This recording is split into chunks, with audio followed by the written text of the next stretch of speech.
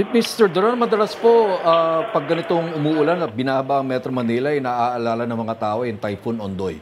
How does this compare with Typhoon Ondoy, Opo, Mr. yung kay Duran? Ondoy po, opo, yung kay Ondoy, ano po siya, 'no, kakaiba talaga yan siya, si Ondoy. Kasi si Ondoy, nung nagpaulan dito sa malaking parte ng Metro Manila, ay siya, kasama niya yung habagat. Ngayon po, habagat lang.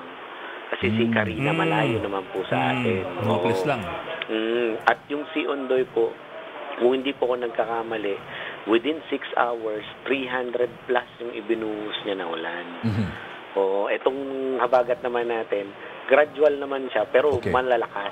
Yun naman po, napakatinding ulan in 6 hours lang.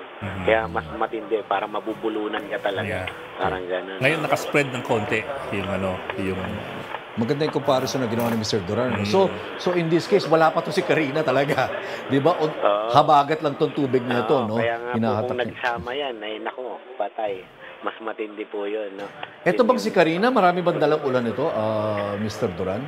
Solid po siya. Pag tinignan niyo po siya dun sa may satellite, ano po, no, animation, kung meron po kayong satellite animation, solid yan. At sa dense yung pinakagitna, parang donut. Kaya pag Dense? tumama yan, malakas na hangin at malalakas na ulan po yan. Okay, so swerte pa tayo nito sa lagay na to, Mr. Duran. Yun, opo. Pero talagang matindi rin yung tumama sa ating habagat.